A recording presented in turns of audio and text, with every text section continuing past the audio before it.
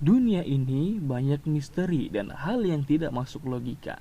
Dan setiap orang pasti pernah mengalami suatu hal tersebut. Kali ini aku akan bercerita tentang seorang wanita yang ditelepon sahabatnya yang sudah meninggal.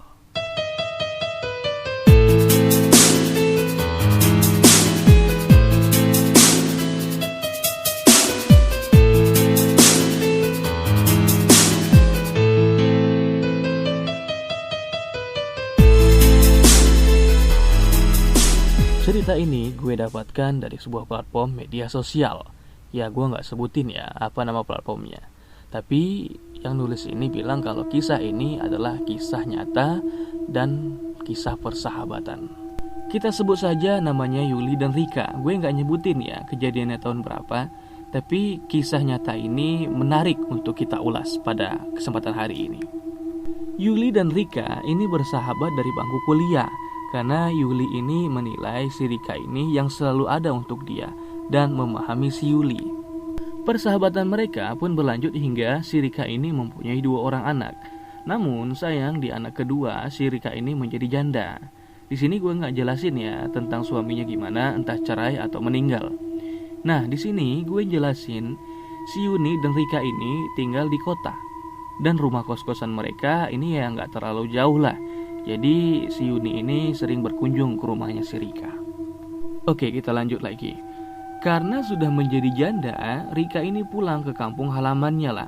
Tinggal bersama kedua orang tuanya. Sebab ya itu tadi, si Rika ini janda dan anaknya juga 2. Ditambah orang tuanya Rika juga ini sayang sama cucu-cucunya.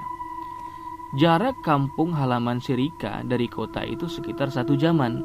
Ya nggak terlalu jauh sih ya. Walaupun si Rika ini pindah ke kampung halamannya, si Yani ini tetap berkunjung ke rumahnya Rika dan bermain bersama kedua anaknya Rika. Karena si Yuni ini ya udah nganggap anak si Rika ini anaknya juga. Ya Rika ini merasa beruntung lah punya sahabat yang care sama dia, apalagi si Rika ini udah berstatus janda kan. Jadi si Yuli ini jadi support system lah untuk si Rika di luar anak dan orang tuanya. Jujur gue salut sih sama kisah persahabatan yang begini. Karena untuk zaman sekarang, hal yang begini itu sulit ditemukan. Singkat cerita, di hari itu hujan deras. Si Yuni ini yang ada di kos itu teleponan lah sama si Rika.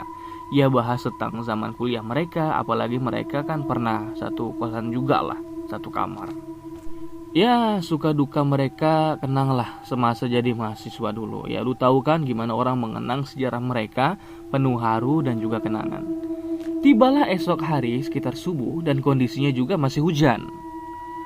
Di subuh hari yang dingin dan selepas sholat subuh, Yuni ini tiba-tiba mendapatkan telepon dari Rika, ya sekitar jam 6-an gitulah.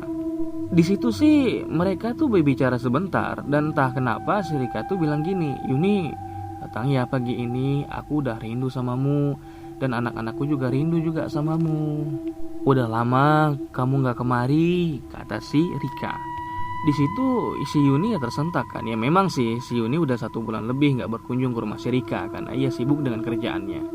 Ya udah, di sini Yuni bilang, gimana kalau siang aja Rik? Soalnya di sini hujan. Si Rika ini bilang, ayo dong, jangan siang-siang, pagi ini aja, please banget. Mungkin kali ini aku ngerepotin kamu, aku janji. Di situ si Yuni tiba-tiba tersentak kan. Ini ada apa ini anak kok ngomongnya seperti ini? Akhirnya mau gak mau si Yuni ini nurutin lah apa yang diinginkan sama si Rika.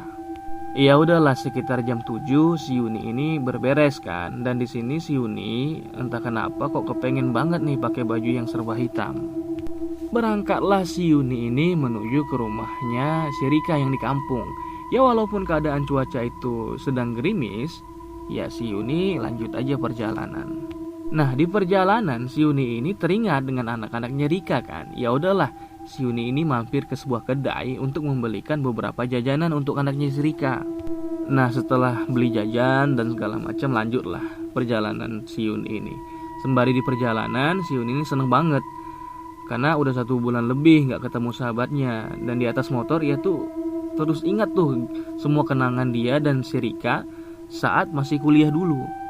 Singkat cerita, sampailah si Yuni ini di rumahnya Rika. Tapi kok ada yang aneh ya. Rumah Rika ini ramai banget. Banyak orang pakai kopiah sama baju muslimah. dan ada orang yang masak-masak juga. Di sini si Yuni berpikir positif lah, mungkin ada hajatan, jadi si Rika ini ngundang dia gitu.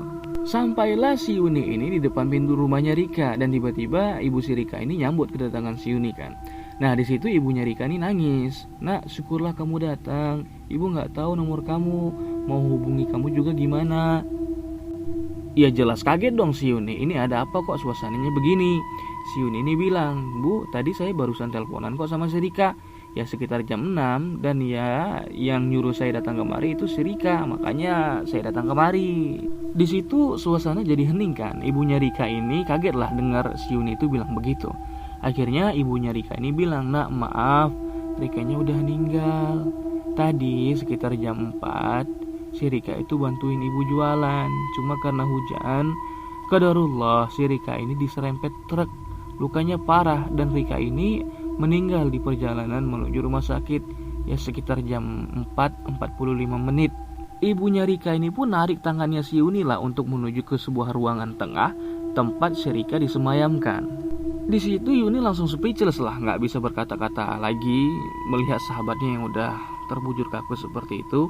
Air matanya jatuh dan nggak percayalah apa yang terjadi kalau sahabatnya ini sudah benar-benar meninggalkan dia untuk selamanya.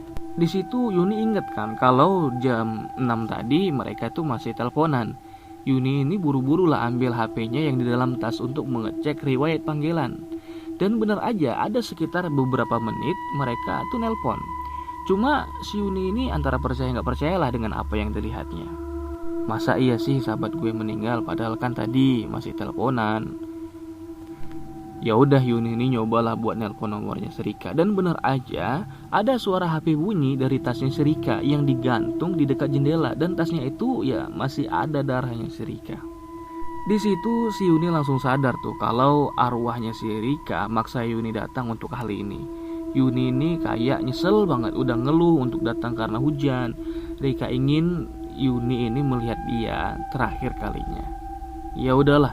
Di situ si Yuni cuma bisa terdiam dan mendoakan kepergian Serika untuk selamanya. Oke, kisah ini sangat menarik untuk kita semua.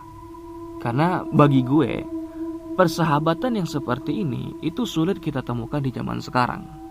Kalaupun ada hanya 1:1000 orang. Karena ya kita lihat zaman sekarang ini sudah banyak kepalsuan hiruk pikuk yang gak jelas. Dan kadang-kadang sahabat bisa menikam kita dari belakang. Makanya kalau kita punya sahabat yang benar-benar bagus, ya kita jaga sahabat itu.